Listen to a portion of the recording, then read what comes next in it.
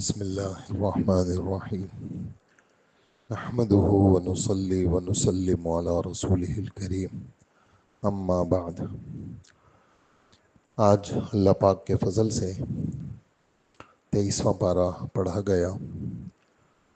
گزشتہ کل تقریباً 1.5 رکوع سورہ یاسین کا پڑھا گیا تھا، اور آج بقیہ سورہ یاسین، سورہ صافات، سورہ صاد اور سورہ زمر، تقریباً آدھی سورہ زمر پڑھی گئی۔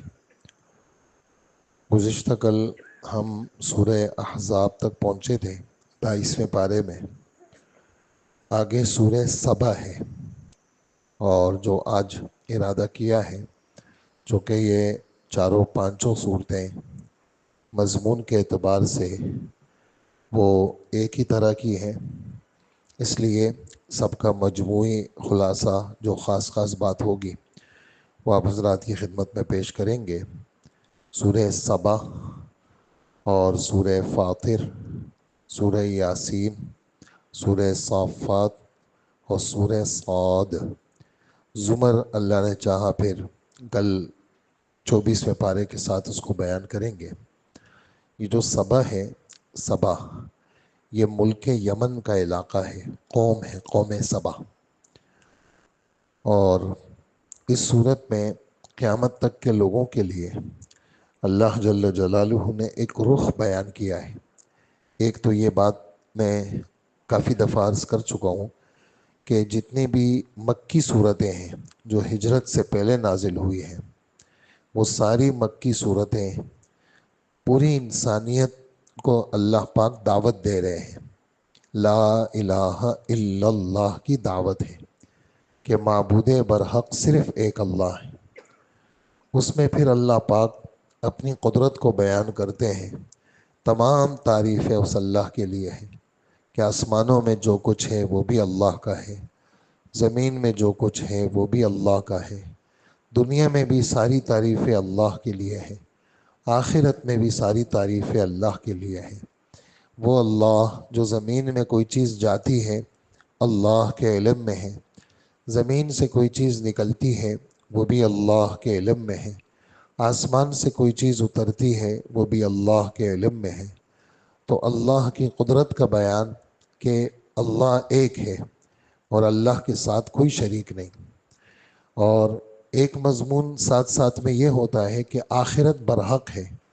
کافر کہتے ہیں قیامت نہیں آئے گی، اللہ پاک فرماتے ہیں آپ کہہ دیجئے میرے رب کی قسم کیوں نہیں آئے گی۔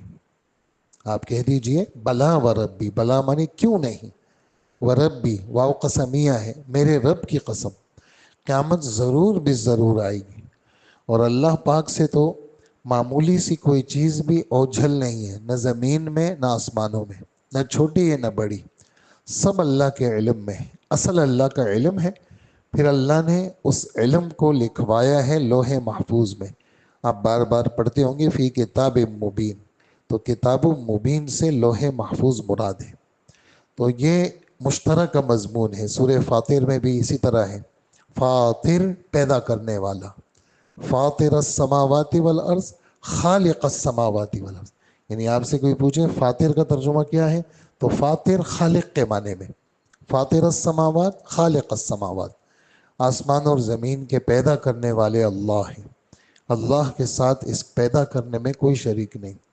اور ایک اس سورت کا نام سورہ ملائکہ بھی ہے، سورہ ملائکہ، فرشتوں کا بیان ہے کہ فرشتوں کے پروں کا بیان، 2 پر، 3 پر، 4 پر والے فرشتے ہیں۔ تو یہ مشترک مضمون ہے۔ سورہ یاسین میں بھی یہی باتیں ہیں، سورہ صافات میں بھی جو خاص خاص باتیں ہوں گی وہ میں پیش کروں گا آپ کے سامنے۔ تو یہ جو سبا ہے، اس میں ہمارے رب نے حضرت داؤد علیہ السلام اور حضرت سلیمان علیہ السلام، یہ دونوں کیا تھے، بادشاہ تھے اپنے اپنے وقتوں کے، اور اپنے اپنے اللہ پاک نے ان کو معجزات بھی دیے تھے، رسالت بھی دی تھی۔ اور اللہ پاک فرماتے ہیں کہ ان کے لیے بادشاہت، خوشحالی، پیسہ اللہ پاک کی اطاعت میں رکاوٹ نہیں بن سکا، اللہ کے دین کے زندہ کرنے اور پھیلانے میں رکاوٹ نہیں بن سکا۔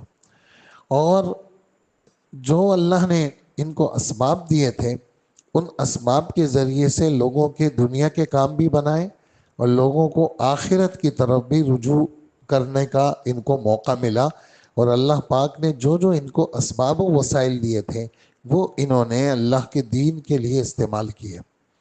اور اس کے بالمقابل قوم سبا، یمن کی قوم تھی، متمدن قوم تھی، آباد قوم تھی، سیاسی حالات بھی اچھے تھے، قوت و استحکام والی تھی، اللہ نے بڑا پیسہ دیا تھا، علاقے میں بہت زیادہ ہریالی تھی، باغات تھے، اور راستہ بڑا صاف تھا، راستہ بڑا پرامن تھا، پیدل کے سفر ہوتے تھے، جگہ جگہ سٹاپ اچھے تھے، کھانے پینے کا انتظام، پانی میٹھا، آب و ہوا اچھی، پھل فروٹ سبزیاں سب چیزیں وافر مقدار میں۔ اللہ جل جلالہ فرماتے ہیں بلدۃ طیبۃ ورب غفور، علاقہ بڑا شاندار اور معاف کرنے والا رب۔ آ جاؤ اللہ پاک کی طرف رجوع کر لو، اور اپنے یہ جو تمہیں اللہ نے یہ دیا ہے، یہ چمک دمک دی ہے، یہ آب و ہوا اچھی ہے، اور تمہاری رہائشیں اچھی ہے، تمہیں پیسہ ملا ہے، تم اللہ کے رسولوں کی بات مان لو۔ 13 نبی اللہ نے بھیجے۔ کتنے نبی؟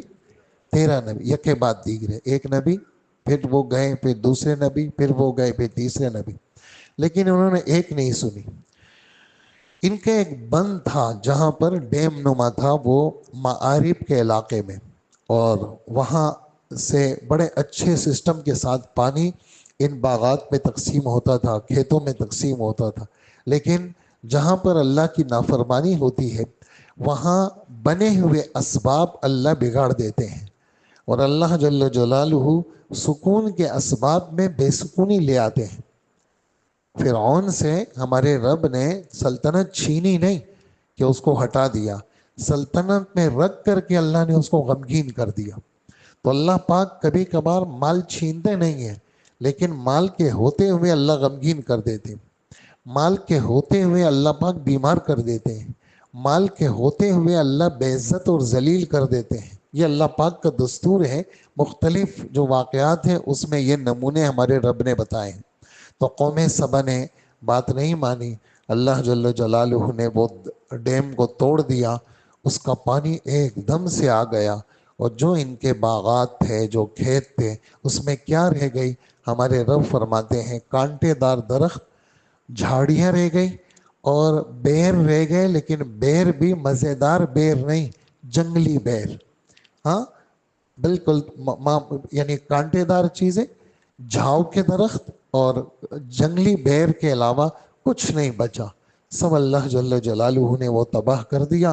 اور اللہ پاک فرماتے ہیں ایک عجیب جملہ، جو میں نے تفسیر میں پڑھا اسی سورہ سبا میں، اللہ پاک فرماتے ہیں وَلَقَدْ صَدَّقَ عَلَيْهِمْ إِبْلِيسُ ظَنَّهُ فَاتَّبَعُوهُ إِلَّا فَرِيقًا مِّنَ الْمُؤْمِنِينَ، شیطان نے اپنا گمان ان کے بارے میں سچ کر کے دکھایا، اور اللہ پاک فرماتے ہیں شیطان کا کوئی ایسا داؤں نہیں ہے کہ بس شیطان ہی کی ہر جگہ چلتی ہے، بلکہ شیطان کا کام تو وسوسہ ڈالنا ہے، اور جس کے دل میں وسوسہ ڈالے، عجیب جملہ ہے، اللہ مجھے آپ کو اس پر عمل والا بنائے، کہ شیطان جب وسوسہ ڈالتا ہے تو شیطان کو ایسا قابو اور کنٹرول نہیں دیے کہ آدمی بے بس ہو گیا شیطان کے سامنے، بس گناہ کرا کے ہی چھوڑے گا، ایسا نہیں ہوتا، بلکہ علماء مفسرین لکھتے ہیں آدمی اپنی عقل کو اور شریعت پہ ڈٹ جائے، میں یہ گناہ نہیں کروں گا، تو کرا کے دکھا مجھ سے، تو کہا کہ پھر شیطان بھاگ جاتا ہے۔ اس لیے کہ ہمارے رب قرآن پاک میں شیطان کے لیے ایک لفظ استعمال کرتے ہیں کہ ان کید الشیطان کان ضعیفا، شیطان جو تدبیر کرتا ہے وہ کوئی ایسی مضبوط تدبیر نہیں ہوتی کہ آدمی اس کی تدبیر کے سامنے ہاتھ پہ ڈھیلے ہو گئے، اب میں کچھ نہیں کر سکتا، نہیں، آدمی ڈٹ جائے۔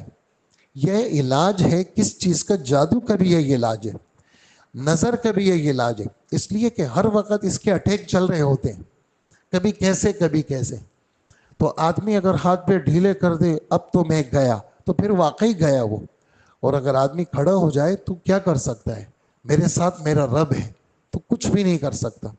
جس طرح شیطان جادو، نظر اور چھیڑ چھاڑ میں آدمی کی قوت مدافعت کی مضبوطی کی وجہ سے بھاگ جاتا ہے، ایسے ہی گناہ کے وسوسے ڈالنے کے موقع پر جب آدمی ڈٹ جائے شیطان کے سامنے تو شیطان کچھ بھی نہیں کر سکتا.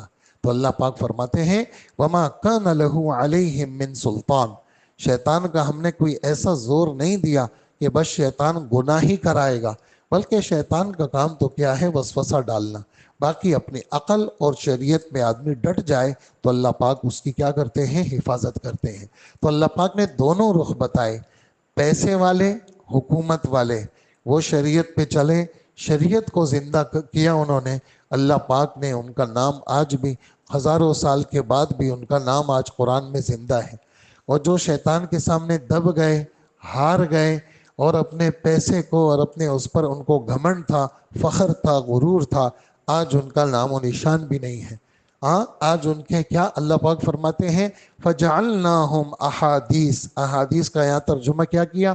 ہم نے ان کو افسانہ بنا دیا، افسانہ ہی افسانہ.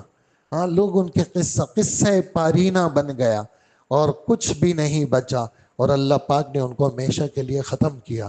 تو یہ ہمارے رب یعنی ہمیں ترغیب دے رہے ہیں، جو اللہ پاک نے آپ کو صلاحیت دی ہے، عقل ہے، دل ہے، دماغ ہے، سمجھ ہے، پیسہ ہے، وہ اللہ کے دین پر اور اللہ کی اطاعت پر تمہیں استعمال کرنا چاہیے.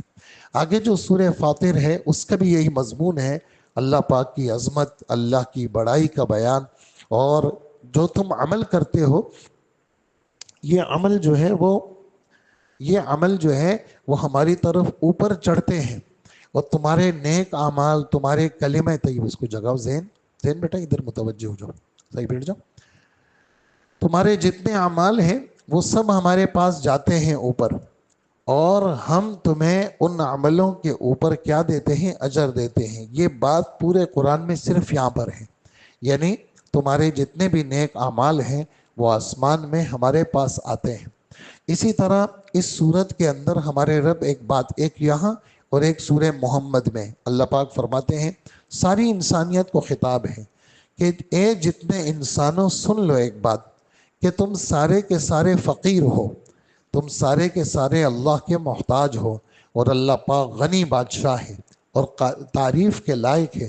اور اگر اللہ چاہے تو میں اللہ ختم کر دے، تمہاری جگہ اللہ کسی دوسری قوم کو لے آئے جو اللہ کو ایک منٹ کے لیے بھی ناراض نہ کرے، تمہارا ختم کر دینا، دوسروں کو لے آنا، یہ اللہ کے لیے کوئی مشکل نہیں ہے، اللہ کے لیے بالکل آسان ہے. یہ سورہ فاطر کی بات ہے. اسی طرح سورہ فاطر میں ایک بات ہمارے رب یہ فرماتے ہیں، ہم نے قرآن پاک کا وارث اپنی چنی ہوئی امت محمدیہ کو بنایا ہے. ہم نے کیا بنایا ہے؟ قرآن پاک کا وارث کس کو بنایا ہے؟ اصطفینا، ہم نے چنا ہے امت محمد. اس لیے کہ امت محمدیہ میں تو یہودی بھی ہیں، ہندو بھی ہیں، کافر بھی ہیں، بہت سارے ایسے جو خدا کو نہیں مانتے، یعنی دنیا بھری ہوئی ہے، اربوں لوگ ہیں امت محمدیہ میں. ان میں سے کچھ کو اللہ نے چنا ہے، کچھ کو اللہ نے چنا ہے. اگر 8 ارب کی آبادی ہے تو 1.5 ارب، 2.25 ارب، اتنے سارے مسلمان ہیں، باقی اکثریت کفار کی ہے. اللہ پاک فرماتے ہیں ہم نے ان مسلمانوں کو قرآن پاک کا وارث بنائے ہیں. لیکن ان مسلمانوں میں 3 قسم کے لوگ ہیں. ایک وہ لوگ ہیں جن کے گناہ زیادہ ہیں، نیکیاں کم ہیں. نمبر 2، کچھ وہ لوگ ہیں گناہ بھی ہیں اور نیکیاں بھی ہیں. نمبر 3، کچھ وہ ہیں جو نیکیوں میں آگے بڑھتے ہیں اور گناہوں سے مکمل بچتے ہیں. اور یہ اللہ کا فضل ہے ان پر کہ اللہ پاک نے ان تینوں طبقوں کو قرآن پاک کا وارث بنایا ہے. اور اللہ پاک کی ذات سے امید ہے، علماء مفسرین لکھتے ہیں یہ تینوں طبقوں کو اللہ انشاءاللہ جنت میں بھیجیں گے، یہ تینوں طبقوں کو. لیکن وراثت کا مطلب کیا ہے؟ وراثت کا مطلب صرف ایمان لانا، عمل کرنے پہ چپ رہنا نہیں ہے. اس لیے کہ حضور صلی اللہ علیہ وسلم کی جو امت ہے، اللہ پاک نے اس کو وراثت سے نوازا ہے. جو ان کے نبی کا کام تھا وہ نبی کا کام اس امت کی طرف منتقل ہوا ہے. اجی نبی کا کیا کام تھا؟ نبی کا کام یہ تھا پہلے دن سے لے کر آخری دن تک جو دین آسمان سے اترا ہے اس کو سمجھ کر کے اللہ کے بندوں تک پہنچانا. نبی کا کام کیا تھا؟ آپ مجھے جواب دیں گے؟ انس بھائی تھوڑا سا ٹھیک تھوڑا سا آگے ہو جائے، آپ کی مہربانی ہوگی. کیا نبی کا کام کیا ہے؟ ہاں، آسمانی علم لینا اور پھر آگے پہنچانا، یہ نبی کا کام تھا. تو چونکہ یہ امت کو اللہ نے کتاب اور حدیث کا وارث بنایا ہے، تو جو وارث، جیسے ابا جی کی فیکٹری تھی جی، انتقال ہو گیا، وہ وارث کے پاس آ گئی. تو جی ابا جی کیا کرتے تھے؟ کہ جو ابا جی کرتے تھے وہ بھی ہم کریں گے. انہوں نے بزنس کیا، ہم بھی کریں گے بزنس، چونکہ میں ان کا وارث ہوں. میرے بھائی اور بھی ہیں، میری بہنیں بھی ہیں، تو وہ بزنس جو میرے ابا جی کرتے تھے وہ میں کروں گا. تو ہمارے روحانی ابا محمد الرسول اللہ ہیں، اور وہ موری سے ہمارے، انہوں نے، ہمارے رب نے ہمیں قرآن کا وارث بنایا. جو قرآن و حدیث محمد الرسول اللہ کو ملا وہ ہمیں ملا، جو قرآن و حدیث ان کو ملا وہ ہمیں ملا. تو اس قرآن و حدیث کو لینا اور اس کو آگے دینا، لوگوں تک پہنچانا، اور اس پہ اجر نہ چاہنا، لوگوں تک پہنچانا، اس پہ کچھ نہ چاہنا، اجر تو اللہ کے پاس سے ملے گا. تو اس سورہ فاتر میں وراثت کا بیان ہے، اور پھر انہی وارثوں کے لیے جنت کی نعمتوں کا بیان ہے. اس کے مد مقابل جو خالص کافر ہیں ان کے لیے دوزخ کا بیان ہے، اور دوزخ میں ان کی چیخ و پکار کا بیان ہے. اور اللہ پاک فرمائیں گے ان کو، وہ کہیں گے ہمیں نکال لیں دوزخ سے، تو اللہ پاک فرمائیں گے کہ تمہیں تو ہم نے عمر دی تھی، سمجھنے کے لیے عقل بھی دی تھی، لیکن تم نے کسی کی نہیں سنی، اور تمہارے پاس ڈرانے والے بھی آئے تھے. علماء فرماتے ہیں ڈرانے والے سے مراد پیغمبر بھی ہو سکتے ہیں، علماء بھی ہو سکتے ہیں، عام انسان بھی ہو سکتے ہیں. اور فرمائے یہ جو تمہارے پوتے نواسے ہیں یہ بھی ڈرانے والے ہیں کہ بس اب واپسی ہے تمہاری، چونکہ تمہاری اولاد ہو گئی، پھر ان اولادوں کی بھی اولاد ہو گئی. یہ بچے، یہ پوتے نواسے بھی ڈراتے ہیں. اور بعض علماء فرماتے ہیں یہ داڑھی اور سر کے سفید بال بھی ڈراتے ہیں.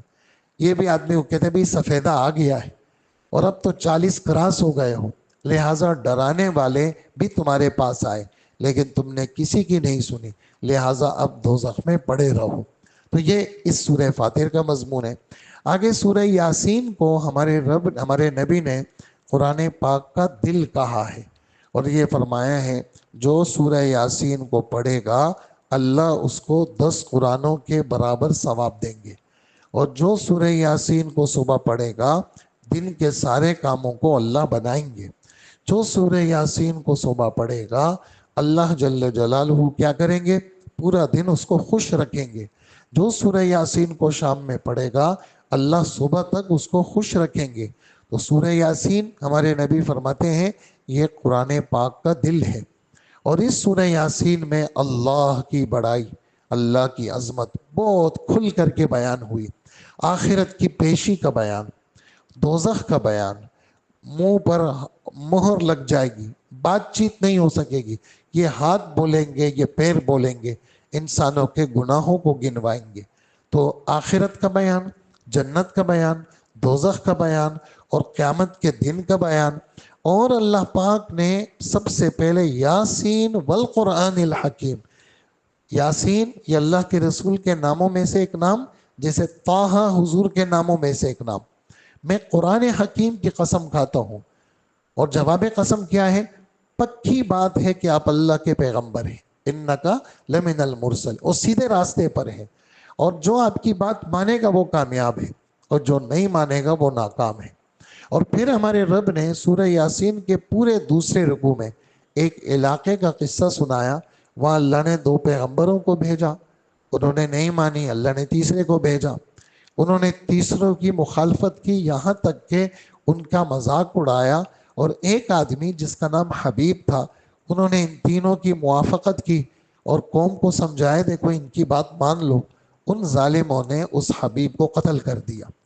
اور اللہ جل جلالہ نے اس کا قصہ یوں نقل کیا کہ موت کے بعد بھی حبیب کا قول نقل کیا ہے، کاش یا لیت قومی یعلمون، کاش میری قوم کو میرا پتہ چل جاتا کہ میں نے حق کی موافقت کی، اللہ نے مجھے بخش دیا، اور اللہ نے عزت داروں میں میرا نام لکھ دیا. اور کاش کہ ان کو پتہ چل جائے۔ علماء یہاں ایک بات کرتے ہیں، کہا کہ دیکھو موت کے بعد بھی کسی کی ہدایت کے لیے غمگین ہونا، یہ سورہ یاسین کا مضمون ہے کہ حبیب نجار جس طرح زندگی میں لوگوں کی ہدایت کے لیے پریشان تھا، تو موت کے بعد بھی اس نے اور اپنی زندگی کے اندر یعنی یہ نہیں کہا وَمَا لَكُمْ لَا تَعْبُدُونَ مِن دُونِ اللَّهِ، یہ عربی کا بلاغت کا اصول ہے کہ جو بھی داعی ہوگا وہ نسبت قوم کی طرف نہیں کرے گا، تمہیں کیا ہوا تم عبادت نہیں کرتے، بلکہ کیا کیا وَمَا لِيَا لَا أَعْبُدُ الَّذِي فَطَرَنِي، ہاں میں کیوں اپنے رب کی عبادت نہ کروں، حالانکہ وہ تو عبادت کر رہے ہیں، عبادت تو سامنے والے نہیں کر رہے تھے، لیکن داعی کا اسلوب یہ ہوتا ہے وہ نسبت اپنی طرف کرتا ہے، اپنے کو قصوروار ٹھہراتا ہے تاکہ سامنے والے کا دل نہ ٹوٹے اور اس سامنے والے کو ہدایت مل جائے۔ تو یہ سورہ یاسین کے اندر ہمارے رب نے اس مضمون کو بیان کرتے ہوئے، یعنی یہ سورہ یاسین قرآن پاک کے دل ہونے کے ساتھ ساتھ اس میں بہت بڑی جامعیت ہے، قرآن پاک کا برحق ہونا، محمد الرسول اللہ کا سچا ہونا، دعوت کا بیان ہے اس کے اندر، توحید کا بیان ہے اس کے اندر، اور اس میں قیامت کا بیان ہے، اس میں جنت کا بیان ہے، اس میں دوزخ کا بیان ہے، اس میں کافروں نے کہا یہ کیسے انسان کیسے زندہ ہوگا، ایک مردود کافر آیا اور اس نے ایک ہڈی لی اور ہمارے نبی کے سامنے اس ہڈی کو ایسا مسئلہ اور پھونکا اور کہا کہ یہ ہڈی اس میں جان کون ڈالے گا اور کیسے ڈالے گا، تو اللہ پاک نے جواب دیا کہ میں ڈالوں گا اس میں جان، اور تمہیں پتہ نہیں ہے کہ وہ درخت اس زمانے میں ہمارے ہاں یعنی جیسے ماچس اور لائٹر سے ہم جو ہے وہ گیس کے چولہے یا کوئی بھی جلاتے ہیں تو ماچس کے ذریعے سے جلاتے ہیں، عربوں کے ہاں ایک درخت تھا، ہرا بھرا درخت، تو وہ ہرے بھرے درخت کی دو ٹہنیاں لے کر کے ایسا ملتے تھے تو اس میں آگ نکلتی تھی۔ تو اللہ پاک یہاں فرماتے ہیں حالانکہ درخت ہری چیز سے اور گیلی چیز سے آگ نہیں نکل سکتی، اللہ پاک فرماتے ہیں میں ہرے درخت سے آگ نکال سکتا ہوں، تو میں ان بوسیدہ ہڈیوں کو ٹھیک بنا کر کے جان نہیں ڈال سکتا؟ میری بات سمجھ گئے آپ لوگ؟ الذی جعل لکم من الشجر الاخضر نارا فاذا انتم منہ توقدون، وہ اللہ عربوں کے ہاں ایک درخت تھا کہ وہ آگ جلاتے تھے، ہرا درخت، حالانکہ جو گیلی چیز ہوتی ہے اس میں سے آگ گیلی چیز میں نہیں، لیکن وہ ہرا درخت یوں کرتے تھے وہ جل جاتا تھا۔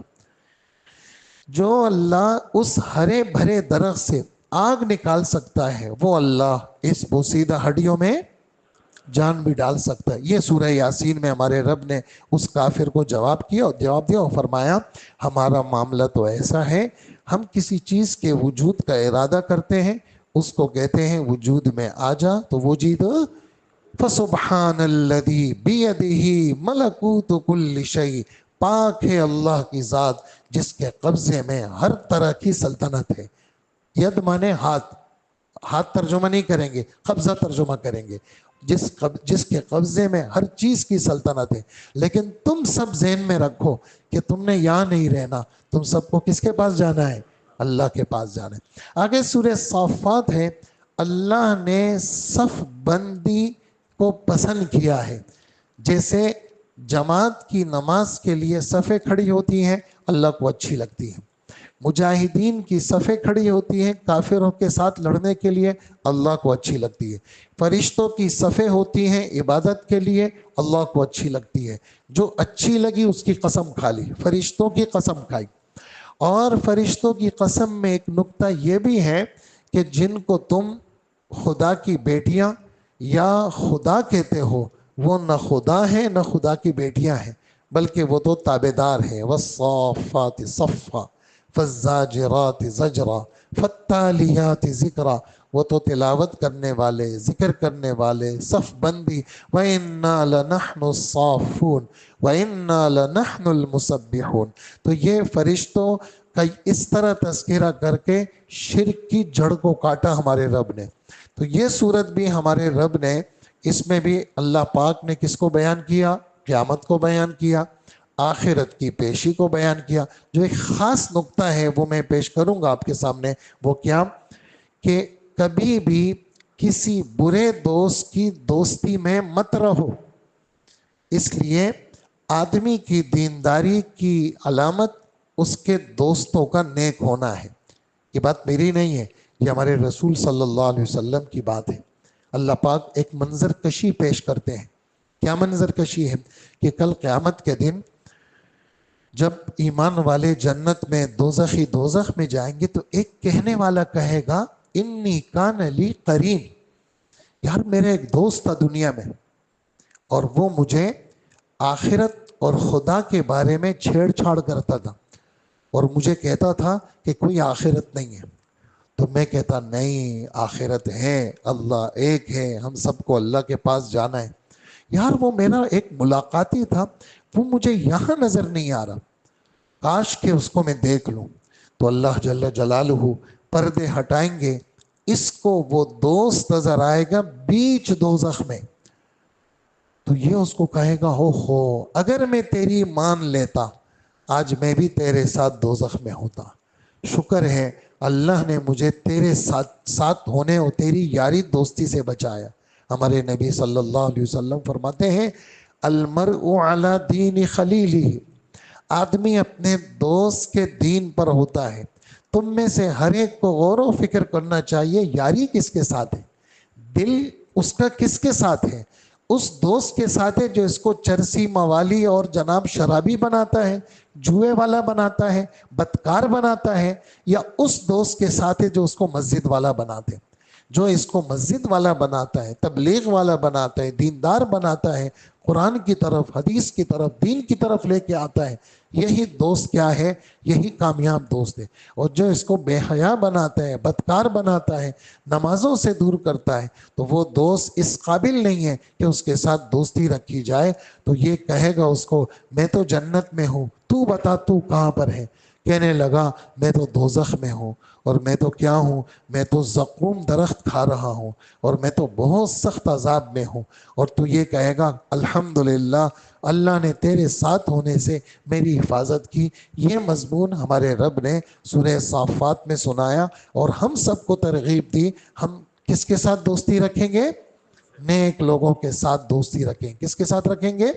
ہمارے نبی صلی اللہ علیہ وسلم فرماتے ہیں اچھے دوست اور برے دوست کی مثال سن لو۔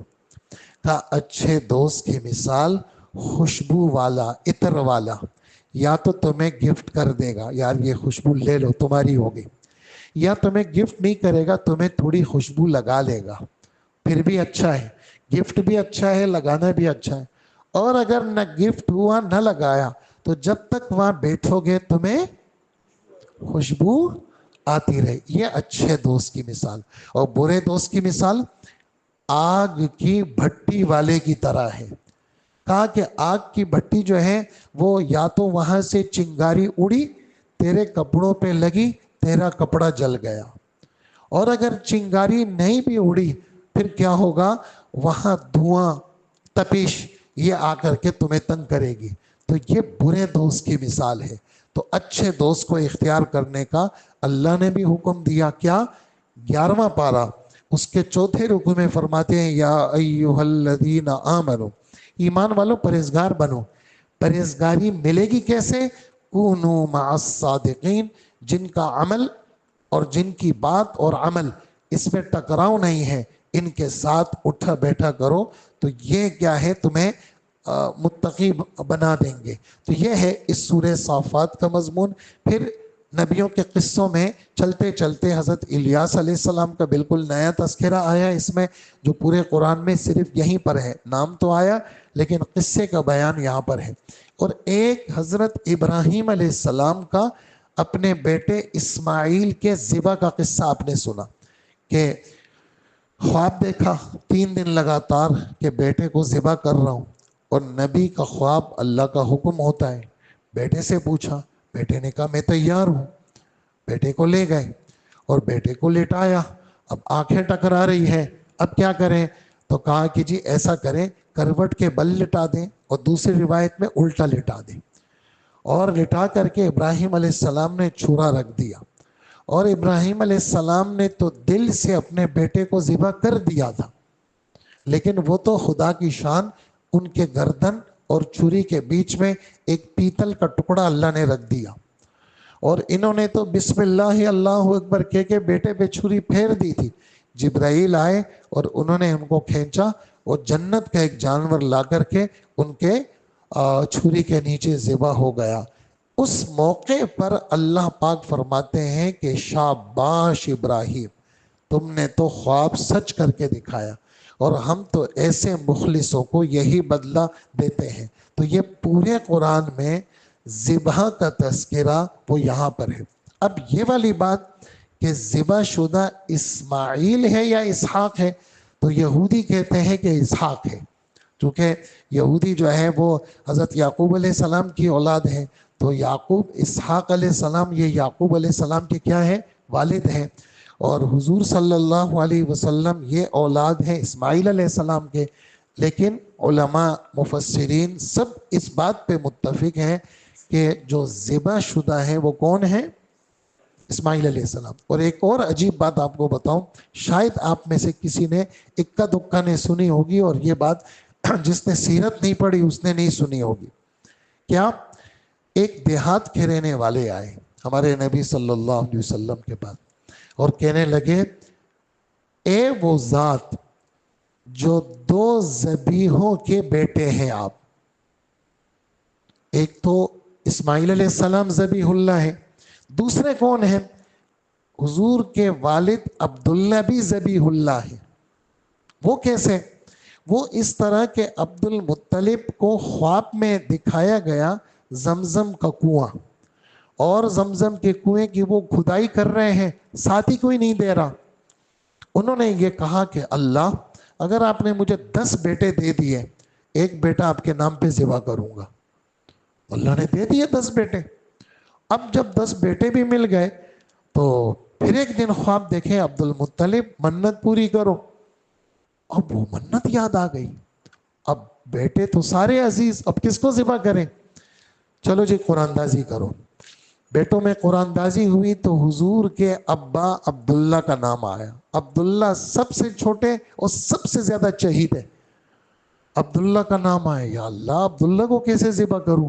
کوئی اور ہوتا تو میں ذبح کر لیتا، عبداللہ تو اور پھر عبداللہ کی جو ہے وہ حضور کی پھوپھیاں یعنی عبداللہ کی بہنیں وہ آ گئی، ہم اس کو ذبح ہونے نہیں دیں گے۔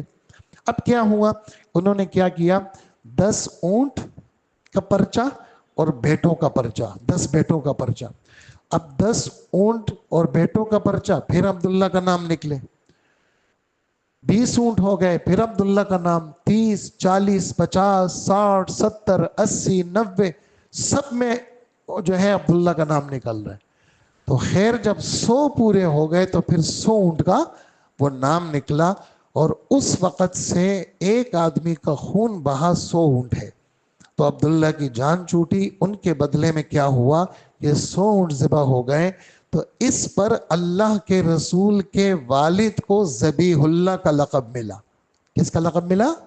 ہاں، جیسے اسماعیل کون ہے؟ ذبیح اللہ، یعنی اللہ کے نام پہ ذبح ہونے کے لیے تیار۔ اور یہ عبداللہ بھی کیا، ان کا نام بھی بار بار اللہ کے نام پہ ذبح ہونے والا تھا اور ذبح ہونے کے لیے آ گئے، لیکن ان کے بدلے میں جنت کا جانور ذبح ہوا، ان کے بدلے میں 100 اونٹ کیا ہو گئے، قربان ہو گئے۔ اس وجہ سے حضور صلی اللہ علیہ وسلم یہ بیٹے ہیں 2 ذبیح اللہ کے، ایک اسماعیل علیہ السلام کے اور ایک حضرت عبداللہ کے۔ اور حضرت عبداللہ بھی کیا ہے؟ تو یہاں اس صورت میں اس کا بیان ہے۔ آخری صورت جو سورہ صاد ہے، اس کی بالکل ابتدا ایک قصہ ہے۔ قصہ کیا ہے؟ ہمارے نبی مسلسل بات آپ کے ساتھ، آپ کے چچا ابو طالب کھڑے ہیں، ایک دن سارے کافر آئے اور کہنے لگے یہ آپ کے بھتیجے سے ہم تنگ ہیں۔ تو ابو طالب نے بالکل آپ سمجھیں کہ حضور کے سامنے کہا کہ بھتیجے میں بوڑھا ہو گیا ہوں، اب میں مزید تمہارا بوجھ برداشت نہیں کر سکتا۔ تو اللہ کے رسول صلی اللہ علیہ وسلم جلال میں آ گئے اور فرمایا کہ چچا جان، آپ کیا، یہ کیا، ساری دنیا آ جائے اور یہ آسمان کا جو سورج ہے میرے ایک ہاتھ میں کوئی رکھ لے اور یہ چاند میرے دوسرے ہاتھ میں رکھ لے، جو پیغام حق کا، دعوت کا، اللہ سے ہونے کا اور بتوں سے نہ ہونے کا میرے ذمے ہے، میں وہ چھوڑنے کو تیار نہیں ہوں، کچھ بھی ہو جائے۔ آپ ساتھ نہیں دیتے نہ دیں، یہ مجھے ماننا چاہے مار دیں، لیکن میں یہ پیغام نہیں چھوڑوں گا۔ تو وہ جو مضمون تھا ان کافروں کا جو سورہ صاد کے شروع میں ہے کہ انہوں نے کیا کہا، اجعل الالہۃ الہا واحدا، اتنے سارے معبودوں کو چھوڑ کر کے ہم ایک خدا کو مانیں، ان ھذا لشیء عجاب، یہ تو بڑی عجیب بات ہے۔ اور ہمارے نبی نے کہا چچا آپ ان کو کہیں میں ایک ایسا کلمہ جانتا ہوں کہ اگر انہوں نے پڑھ لیا سارا عرب ان کا غلام ہو جائے گا۔ تو ان کے کان کھڑے ہو گئے، کہا کیسا کلمہ؟ کہا لا الہ الا اللہ محمد الرسول اللہ، یہ وہ کلمہ ہے ساری انسانیت تمہاری غلام ہو جائے گی۔ تو سب نے، سب کے ہاتھوں میں، جیسے گاؤں دیہات کے لوگوں کے ہاتھ میں چادریں ہوتی ہیں، رومال ہوتے ہیں، سب نے وہ اٹھائے اور جھاڑ کر کے ایسے ڈالے اور کہنے لگے کہ نہیں، ہم تو اپنے بتوں کو نہیں چھوڑیں گے، آپ نے جو کرنا ہے کرے۔ تو یہ پہلی شروع کی آیتیں اس قصے کی طرف اشارہ۔ اس کے بعد حضرت داؤد علیہ السلام، حضرت سلیمان علیہ السلام، حضرت ایوب علیہ السلام، حضرت ابراہیم علیہ السلام، حضرت اسماعیل علیہ السلام، ان سب کا تذکرہ اور جنت اور دوزخ کا تذکرہ۔ پھر ایک اور بات، دوسرا پارہ اور سورہ صافات اور سورہ صاد اور 24واں پارہ اور 8واں پارہ، یہ 5-6 جگہ قرآن پاک میں ایک مضمون یوں ہے کہ دوزخ کے اندر یہ کافر ایک دوسرے کو ماریں گے بھی اور گالیاں بھی دیں گے۔ جب یہ لوگ دوزخ میں جائیں گے تو کہیں گے، جب نچلے درجے کے لوگ ہوں گے وہ کہیں گے ان بڑوں نے ہمیں وہ کیا، ہمیں دوزخ میں بھیجا انہوں نے، آپ ان کو ڈبل سزا دیں۔ تو اللہ پاک فرمائیں گے کہ سزا تو سب کو برابر ہوگی، اور تمہارے اس ڈبل کی وجہ سے ان کو ہم ڈبل نہیں دیں گے، اور آپس میں جناب جھگڑنا، گالیاں دینا، ہاتھا پائی ہونا، ایک دوسرے کو مارنا، ذلیل کرنا، یہ دوزخ کے مناظر کی یہ باتیں ہمارے رب نے 8ویں پارے میں، دوسرے پارے میں، 24ویں پارے میں، 23ویں پارے میں 2 جگہ سورہ صافات میں بھی اور اس سورہ صاد میں بھی ہمارے رب نے بیان کی ہے۔ اسی پر میں اپنی بات ختم کروں گا۔ اللہ پاک ہم سب کو عمل کی توفیق عطا فرمائے۔ اللہم صلی علی سیدنا و مولانا محمد و آلہ و اصحابہ اجمعین۔